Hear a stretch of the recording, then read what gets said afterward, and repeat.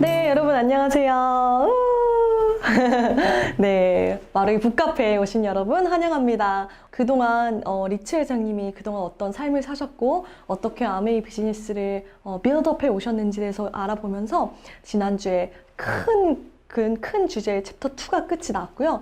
이제는 큰 파트 3가 시작이 되는 그런 부분에 와 있습니다. 그래서 파트 3에 해당하는 심플 리치 챕터 11부터 13까지 오늘 한번 풀어보도록 하겠습니다. 리치 회장님의 경제관과 양육관 그리고 신앙관까지 한꺼번에 살펴볼 수 있는 오늘 시간 기대 많이 해주시길 바랄게요. 제가 요즘 들어 많이 하는 생각은 지금 시대가 정말 세계관 전쟁의 시대구나라는 생각을 많이 합니다. 아시는 분들은 아실 테지만 정말 많은 이슈들이 지금 진행이 되고 있는데 우리가 어떠한 세계관을 가지고 있느냐는 마치 어떠한 안경을 끼고 세상을 바라보느냐와도 같은 맥락이라고 생각을 해요. 내가 빨간 안경을 끼면 모든 것이 빨갛게 보이듯이 파란 안경을 끼면 모든 것이 파랗게 보이는 것처럼 내가 어떠한 세계관의 기준과 관점을 가지고 사느냐에 따라서 세상에서 일어나는 어떤 현상들과 이슈들이 그 세계관에 맞게끔 해석이 되어질 수가 있겠죠. 그래서 이 세계관이라는 것은 다시 말하면 프레임이라고도 할 수가 있겠죠. 그래서 프레임을 잘 짜야 된다. 프레임에 넘어졌다. 뭐 이런 말도 하는데 어떠한 프레임을 가지고 세상을 바라보느냐도 정말 중요한 부분이라고 생각해요. 그런 면에서 이건 제가 정말 짧게 다이어그램을 한번 그려봤어요. 뭐냐면 세상에 크게 두 가지의 프레임이 존재합니다. 두 가지 세계관이 존재하는데 첫 번째는 뭐냐면 일단 하나님이 존재하는 그런 세계관이죠. 하나님이 있으시고 하나님이 우리를 지으셨고 그렇기 때문에 우리 인간은 단순히 물질적인 존재가 아니라 영과 혼을 갖고 있는 영적인 존재다라는 것에서부터 시작하는 그런 자본주의적인 세계관이 있어요. 그래서 여기서부터 어떤 자본주의가 시작이 되었고 시장 경제가 여기서 시작이 됐죠. 지난번에 우리 리치 회장님의 어머니 아버님 그리고 제이빈 앤델의 어머니 아버님도 다 엄청난 하드코어 청교도적 신앙과 유산을 물려주셨다라고 이야기를 해요. 그 청교도적 생활 양식이라는 것이 바로 자본주의, 근대 자본주의의 시작이 되었는데 그것이 어디서 스타트가 됐냐? 청교도들, 말 그대로 근대 크리스천들에 의해서 그런 청교도적인 생활 양식과 근대 우리가 알고 있는 지금 형태의 자본주의가 시작이 되었다라는 것이죠. 그래서 여기서 끝이 나는 것이 아니라 다양한 어떤 사례를 통해서 자본가가 어떤 그런 자원을 훼손시키고 사람들을 막 이용하는 것이 아니라 정말 도덕적인 그 애덤 스미스가 도덕 감정론에서 이야기했던 것처럼 도덕적인 어떤 센티멘트를 가지고 남을 대하고 긍휼히 여기는 마음을 가지고 대할 때 이 자본주의가 잘 굴러갈 수 있다라는 거. 그것을 또 리치 데오스가 더불어 사는 자본주의라는 책에서도 이렇게 공표를 하신 바가 있죠. 저는 공부를 하면 할수록 리치 회장님이 단순한 한 기업가로서 뿐만이 아니라 한 사람의 사상가로서도 굉장히 역사적으로 의미 있는 일들을 많이 남기셨구나라는 생각이 들어요. 그래서 이것에 대해서 조금 더 연구를 하고 역사적으로 세계사적인 관점에서의 어떤 리치 회장님이 남기신 그런 사상의 업적에 대해서 한번 공부해봐도 너무 좋겠다라는 생각이 들어서 이번 심플 리치가 끝나면 한번 1시간 정도 특강으로 제가 이렇게 공부한 내용들을 한번 풀어봐 드리려고 해요. 그래서 이러한 하나의 세계관이 있고 또 다른 관점의 한 가지는 뭐냐면 일단 무신론, 신은 없다라고 생각하는 거예요. 그렇기 때문에 당연히 인간도 유물론이 될 수밖에 없는 거죠. 인간은 그냥 물질적인 존재일 뿐이고 이 우주 역사를 하나님, 신이 주관한 것이 아니라 그냥 물질이 역사의 핵심이 되어 왔다라는 사상이 유물론이 되는 것이겠죠. 거기서 시작이 된 사상이 바로 우리가 잘 알고 있는 어떤 사회주의, 더 나아가 사회주의 한 일종의 공산주의 체제가 될 것이고 거기서 더 나아가는 어떤 이제 사상을 주입시키고 그러한 어떤 정치 체제를 만들기 위해서 지금 어떤 사상적으로 활용되고 있는 부분 중에 하나가 페미니즘, 어떤 가족을 해체하고 전통적인 도덕을 해체하고 그냥 모든 걸 다 해체시켜버리고는 포스트 모더니즘이라는 하나의 또 물결이 있는데 그것이 유럽에서 굉장히 큰 성공을 거두고 모든 교회들이 다 박살이 냈기 때문에 지금 현대 이제 한국의 어떤 그런 세력들, 레프트 세력들에서 그거를 차용해서 우리도 이렇게 하자라는 운동으로 가족들과 전통적인 가치대로 훼손시키려는 그런 무브가 굉장히 많이 일어나고 있다는 것이죠. 우리가 자세히 알지 못하면 그냥 이렇게 지나가네 라고 볼 수 있지만 이것을 또한 리치 회장님의 관점에서 한번 본다면 오늘 저희가 풀 내용들이 너무 의미 있고 특히 가족에 대한 중요성, 왜 우리가 전통적인 가족의 어떤 가치를 중요히 여겨야 하고 우리 자녀들에게 올바른 가치관을 계승시켜야 하는지에 대해서 정말 뼛속 깊이 마음에 담아 두실 수가 있을 것 같아요. 그래서 이 모든 프레임이 있어요. 그래서 보이지 않는 프레임 전쟁이 항상 진행이 되어 오고 있지만 저희 스폰서님께서 해주신 말씀이 이 모든 프레임을 다 감을 수 있는 큰 프레임이 하나가 있는데 그것은 바로 꿈을 터치하는 프레임이다라는 것이죠. 누구든 좌우, 뭐 공산주의든 자본주의든 물론 어떤 자본주의적 토대가 있어야 개개인의 꿈을 이루는 것이 가능하겠죠. 하지만 누구든지 네가 진짜 원하는 게 뭐야? 너가 정말 원하는 삶이 어떤 삶이니? 라고 물어봤을 때 각자의 대답이 나올 수 있는 것이고 모든 사람은 각자 꿈을 꾸고 꿈을 이룰 수 있는 그런 영적인 존재라는 것이죠. 그래서 이 아메이 프레임이라고 하는 것이 정말 눈에 보이지 않지만 생각보다 크고 생각보다 위대하다는 걸 전 요즘 들어 더 많이 느끼고 있어요. 정말 눈에 보이지 않고 겉으로 보면은 그냥 제품을 전달하는 것 같이 보이는 하나의 기업일 뿐이지만 이 기업이 갖고 있었던 사상만큼은 정말 전 인류를 다 커버하고도 남을 만큼 그 어떤 사상과 어떤 프레임도 다 커버할 수 있을 만한 크고 거대하고 위대한 프레임이 있었다라는 것이죠. 그럼 보이지 않는 정신 세계가 있기 때문에 이 비즈니스가 계속 keep going하고 시간이 지날수록 더욱더 가치가 있고 많은 세대들한테 희망을 줄 수 있는 그런 프레임이 아닌가 하는 생각이 듭니다. 그래서 오늘 짧게 한번 제가 생각했던 내용을 정리를 해봤고요. 파트 3는요. 삶을 풍요롭게 하는 사람들이라는 제목이 주어져 있어요. 그래서 명예와 부귀, 가족, 부자, 그리고 은혜로 구원받은 죄인 이렇게 쭉 나가는데요. 보시면은 지난주에 Life in Richer를 주제로 이야기를 나눴어요. 그래서 삶을 풍요롭게 만들다. 그래서 in rich 하는 거는 rich는 막 부자잖아요. 근데 in이 들어가면은 이제 동사가 되는 거죠. 그래서 질을 높이고 풍요롭게 하다라는 뜻을 가지고 있어요. 그래서 우리 모두는 Life in Richer가 되어야 할 의무와 책임감이 있다라는 거예요. 정말 작던 크든 내 주변 사람들한테 관심의 손길을 뻗고 그 사람에게 어떤 사랑을 건네고 하는 그런 작은 행위들을 통해서 그 사람의 삶을 증진시켜주고 풍요롭게 만들 수 있다라는 것이죠. 그래서 류치 회장님이 정말 가지고 있었던 생각 중에 정말 핵심이었는데요. 오늘은 그 중에서도 fame and fortune, 그래서 뭐냐면은 현대인들은 정말 많은 사람들이요 부와 명예에 아주 패시네이트 되어 있다는 거예요. 아주 뭐라고 해야 되지? 아주 열광을 해요. 누가 부자다!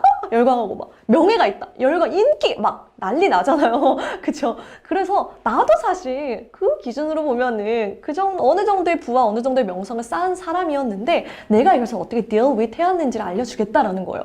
그래서 보시면은 이거는 EBS에서 한국에 없는 부자를 찾아서라는 프로그램에서 America's 50 Top Givers에서 가장 기부를 많이 하신 그 아메리카 통틀어서, 미국을 통틀어서 50대 기부 왕에 손꼽히기도 하고, 지난주에 살펴봤듯이 NBA 구단주이기도 한 리치 디부스가 이렇게 올라와 있고요.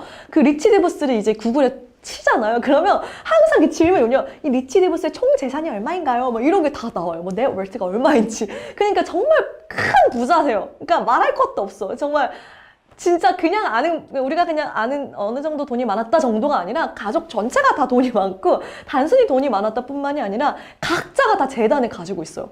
그 재단도 엄청난 재단들이 다 가지고서 이것을 막 남용하는 것이 아니라 지역사회를 돕고 기부를 하고 정말 어린아이들을 돕는 그런 일들을 해나가는 그런 선한 부자. 그러니까 정말 눈 씻고 찾아봐도 찾을 수 없는 그런 선한 영향력을 가지신 인기인이자 부자라는 것이죠. 그래서 그 부분에 대해서 나오는데 리치 회장님은 자기가 언제 백만장자가 됐는지도 모르겠대요. 그냥 어느 날 보니까 그렇게 됐대. 그냥 난 열심히 일을 했고 내가 정말 독특한 기회를 많이 나눠주려고 노력을 했을 뿐인데 어느 날 보니까 내가 백만장자가 돼 있었는데 그렇게 된지도 몰랐던 이유는 뭐냐면 워낙에 검소하셨고 워낙에 모든 버는 돈을요 다 투자를 하셨대요. 재투자. 그러니까 내가 개인적으로 내 배를 부르는 게 아니라 모든 돈을 거의 다 100% 비즈니스에 재투자를 해서 계속 사업을 키우는 데 노력해 오셨다라는 거예요. 그러니까 정작 자기의 임금, 월급은 진짜 작게 받으셨대요. 리치 회장님과 제이벤의 두 분 다. 그런 식으로 정말 열심히 일을 했고 그런 과정 속에서 어느 순간 그렇게 돼 있었다라고 이야기를 하신 것이죠. 그래서 한 대학 총장이 어느 날에 이제 리치 회장님을 찾아와서 우리 그 대학교에 그 기부금 좀 투자해주면 안 돼요? 이렇게 물어봤을 때 리치 회장님이 전 돈이 없는데요? 이랬대요, 진짜. 그래서 그 총장이 놀래가지고 아니, 당신은 큰 회사를 갖고 있잖아요. 이러니까 그쵸. 회사는 큰데 나는 돈이 없어요. 이렇게 할 정도로. 실제로 어느 이제 포인트가 돼서 우리 회사가 진짜 큰 기업이 됐구나. 돈을 많이 버는구나. 라고 이제 느꼈지만 그것이 내가 부자다라고 연결이 안 됐다는 거예요. 정말 꽤 오랜 시간 동안. 놀랍죠.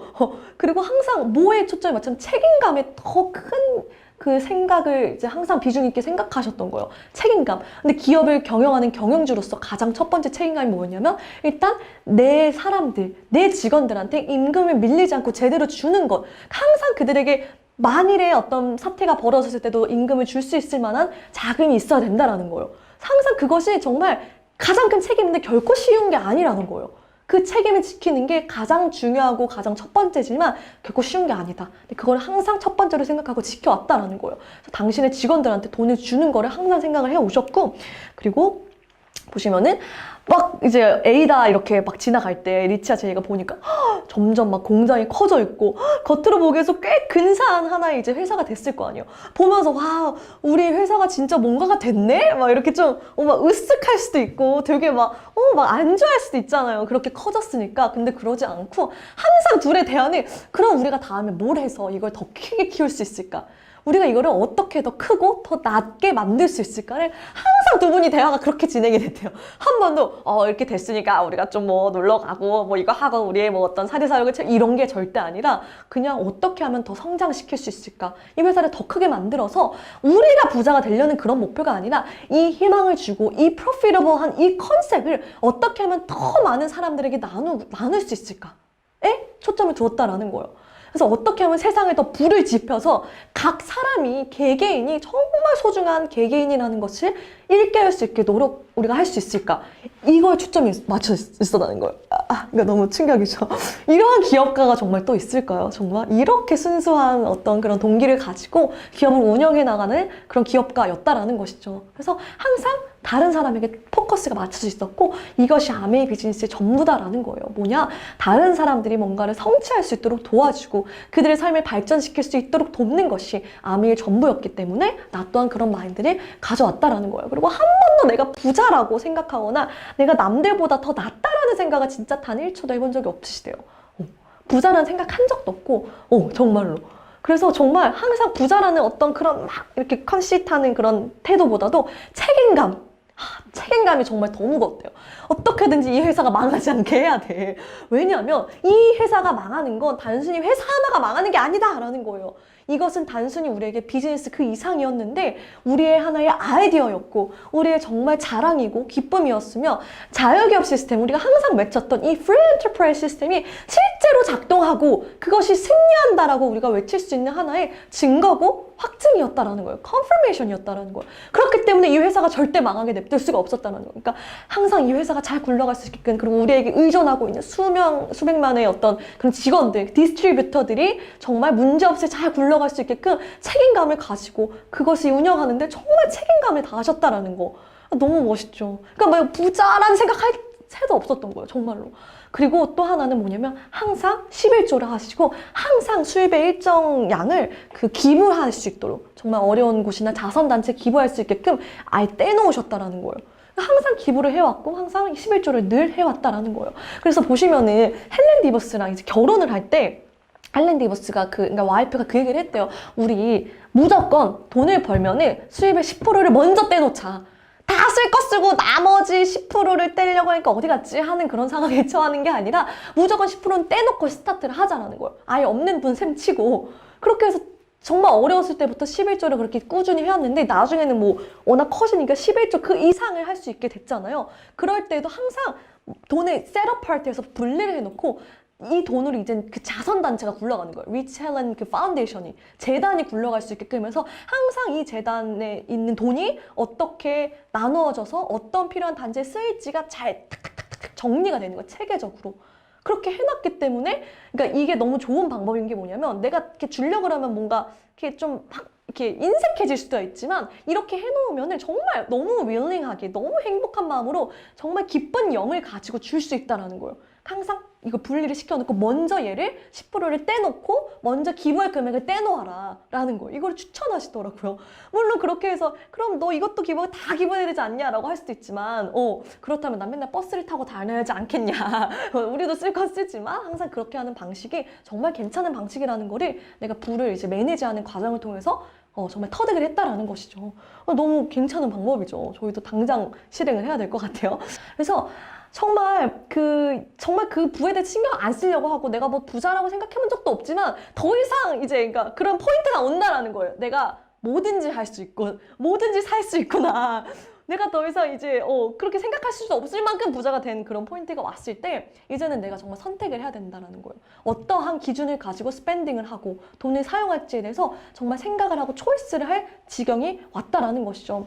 그래서 보시면은 정말 리치 회장님은 그 이제 항상 디스트리뷰터들도 집에 초대해가지고 막 대접을 했는데 집도 항상 정말 평범한 가정주택, 막 대저택 이런 게 아니라 차도 항상 정말 평범한 차를 모셨대요. 막 큰 이런 거 모신 게 아니라 어느 정도 이제 시절까지는 그러니까 그렇게 겸손한 생활을 지속해 오셨다라는 것이죠.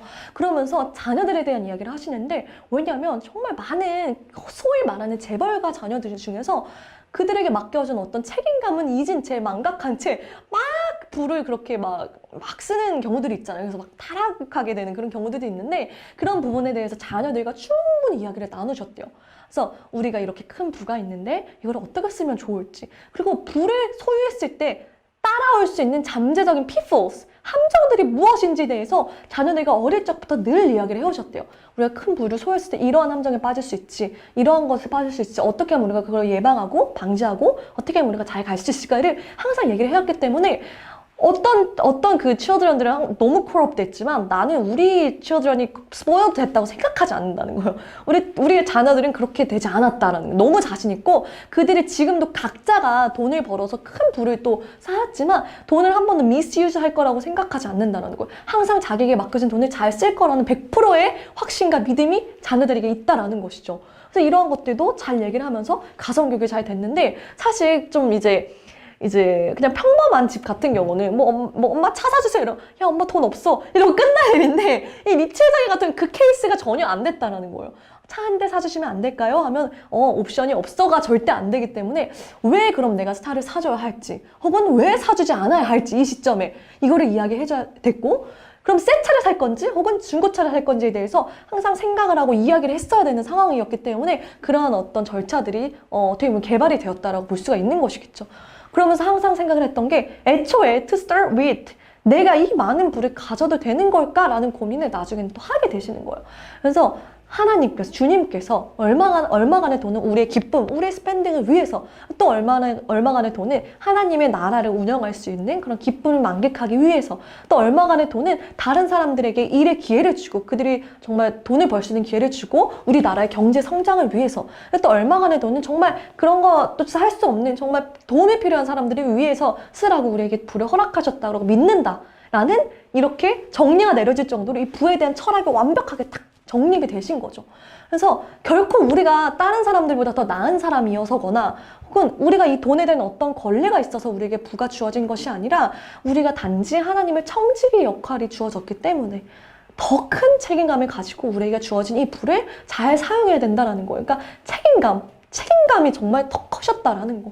그래서 한 번도 내 개인적인 스pen딩이 내가 누구에게 주고 기부하고 나누고 정말 그렇게 하는 것보다 먼저 가지 않았다라는 거예요. 항상 다 나눠주고 베풀고 11조하고 헌금하고 이렇게 하고 난 뒤에 돈을 내가 잘 썼다라는 것이죠. 그리고 이 돈을 어떻게 쓸지조차 어떤 정확한 청와락이 시간 속에서 정립이 됐다라는 것이죠. 그러면서 한 번은 진짜 뭐 이제 더 쓸 수 있으니까 항상 더 왜 큰 차를 사도 되고 더 좋은 헬리콥터를 사도 되고 더 큰 집을 사도 되는데 왜 지금 사지 않아야 될까? 뭐 이런 걸 혼자 많이 생각을 하셨겠죠.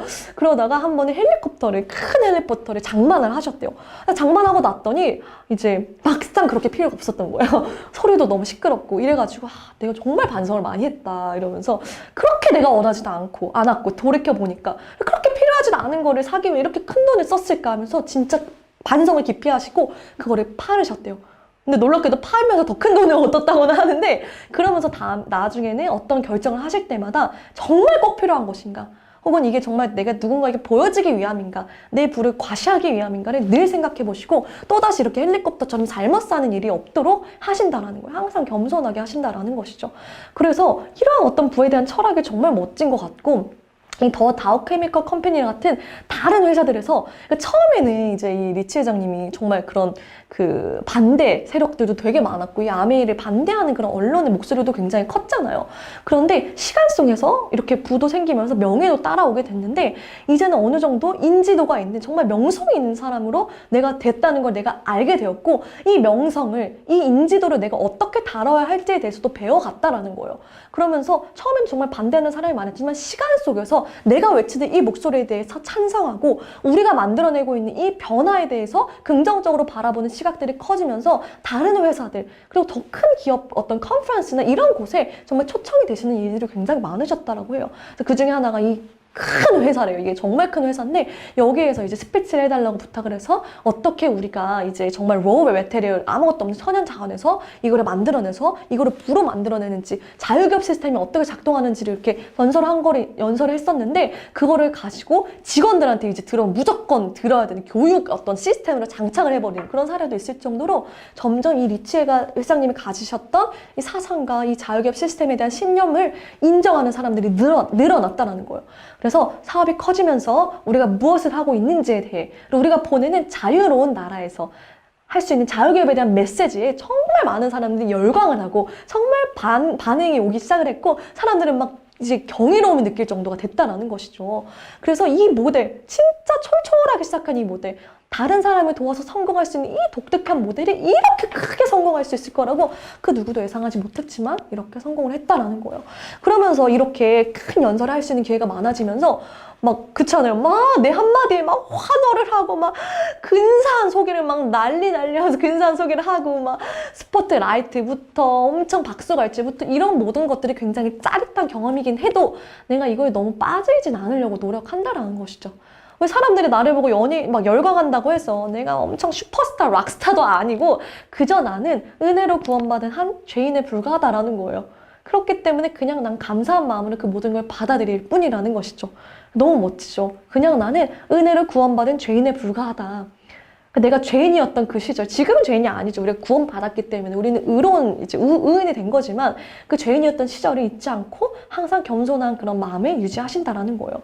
그러면서 이제 그 인정하는 부분에 대해서 이야기를 하자. 칭찬하고 인정해 주는데 대부분의 많은 어떤 공동체에서는 인정해도 그냥 이제 감사패 주고 이렇게 뭐 되게 폴라이틀리하게 이렇게 뭐라고 했죠? 폴라이트, 예의 바르게 인정을 하는데 우리 아메에서는 막 기립박수 치고 막 환호를 하는 이런 문화가 있잖아요. 이게 정말 너무 좋은 문화인데 왜냐하면 모든 사람들은 자기가 했던 업적에 대해서 칭찬받고 정말 많이 인정을 받고 그들이 잘하고 있다고 격려를 받을 필요가 정말 100분 있다라는 거예요.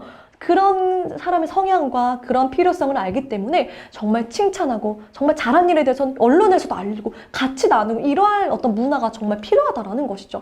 그래서 사람들이 내 연설을 좋아하는 이유가 꼭 내가 뭐 잘해서라기보다 나를 통해서 나도 꿈을 이룰 수 있구나라는 그런 긍정적인 메시지를 받을 수가 있고 사람 누구나 칭찬을 받길 원하고 잘할 수 있다라는 격려를 받길 원한다라는 걸. 그래서 우리는 그 격려를 주는 것에 그치지 않고 실제로 그들의 잠재력을 성취할 수 있는 기회를 주고자 했다라는 것이죠. 그래서 이제 하도 이름이 이제 크게 막 이제 언론에도 막 그러니까 한마디 이제 일거수일투족에 막 이제 언론사에 막 이제 그 가십거리가 되기도 하고 기사거리가 되기도 하고 회사의 모든 무브가 이제 언론에서 주목을 하기 시작하면서 나중에는 큰 빌딩들도 많이 세우면서 그 그랜드 래피드라는 도시 자체를 이제 디보스 가의 이름이 새겨진 건물들이 굉장히 많이 생겨났어요. 그런데 고등학생이었던 큰 손자인 릭 디보스가 이제 잘 아시죠, 이분을. 이 릭 디보스가 한 번은 불평을 한 적이 있대요. 할아버지 내가 학교에 갔는데 막 너무 친구들이 여기도 디보스 저기도 디보스야 맨날 디보스 이러면 이렇게 너무 사람들이 입에 노르락 내리락 한다면서 놀렸다라는 거여서 너무 투덜투덜 했던 거죠. 그랬더니 리치 이제 할아버지, 이제 린잔 우리 할아버지가 하셨던 말씀이 릭, 네가 이 가족의 이 가문에 태어난 게 네 선택은 아니었지만 이제 우리 가문의 이름이 이렇게 사람들의 입에 오르락 내리락 한다라는 거는 그만큼 우리가 어떤 월대한 가치 있는 일을 했다라는 증거이고 우리가 열심히 일하고 다른 사람들을 돕는 방식으로 큰 성공을 거두었기 때문에 그리고 이러한 빌딩을 짓는데 우리가 돈을 내기도 하고 사람들의 기부금을 모으는데 영향력을 주었기 때문에 우리 이름이 이렇게 오르내리는 거란다. 우리가 열심히 살았다는 증거고 그거를 사람들이 인정해 주는 것이기 때문에 너는 그것에 대해서 창피할 필요가 없어. 오히려 자랑스러워해야 돼. 왜 이 얘기를 탁 해주니까 그 이야기를 알아듣고 그들은 한 번도 불평을 한 적이 없대요. 너무 멋지죠. 그리고 이 릭 디보스도 자신의 어떤 그 아트 프라이즈 행사를 기획을 해서 이게 초대형 오디션, 그러니까 예술 아트 프라이즈 말 그대로 경영대회인데 수천 명의 그 예술가들이 자기 작품을 내는 거예요. 그래서 사람들이 이제 그냥 그 시민들이 이걸 뽑는 거예요. 누구 작품이 제일 좋은지. 그래서 거기서 우승한 사람은 현금으로 이제 상을 주기도 하는 이 아이디어가 너무 획기적이어서 지난 이제 작년 한국에도 이제 오기도 했었죠. 그래서 이런 아트 프라이즈 행사를 20대 초반에 기획을 한 너무 자랑스러운 내 손자가 되었다라는 거예요. 내 나이 때 나는 릭처럼 그렇게 신문에 오르락내락 하지 못했지만 릭은 나보다 더 잘하고 있고 나는 릭에 대해서 너무 자랑스럽다라는 이야기를 하시죠. 그래서 나는 정말 긍정적인 사람이다라고 이야기를 해요. 나는 어떠한 사물과 어떠한 해프닝과 어떤 사람들을 볼 때도 솔직히 그렇게 크리티컬하게 비판적이거나 물론 비판적인 사고가 필요하고 가끔 내가 비판적인 사고가 부족해서 또 욕을 먹기도 하지만 인정하지만 어쩔 수 없다. 그냥 그게 나다. 나는 사람들이 긍정적인 면만 보이고 이 사람도 소중하고 이 사람도 소중하고 누구나 언젠가는 가치 있는 말을 할 거라는 생각을 한다라는 거예요. 그러니까 100% 믿어주고 기다려주고 그들의 좋은 점을 항상 발견해준다라는 거예요. 어쩌면 아주 어쩌면 나의 이 긍정적인 면 때문에 내가 누리고 있는 지금의 부와 명성을 얻은 건지도 모르겠다라고 이 챕터가 끝이 납니다. 너무 멋지죠? 이런 긍정적인 자세, 겸손한 자세를 가지고 지금의 부와 명성을 이루셨다라는 내용입니다. 그래서 여기까지 일단 하고 우리 남은 부분은 이제 어떻게 또 패밀리 비즈니스가 진행이 되어 있는지 그리고 신앙관에 대해서 한번 살펴보도록 할게요. 다시 만나 뵙도록 하겠습니다. 빠이!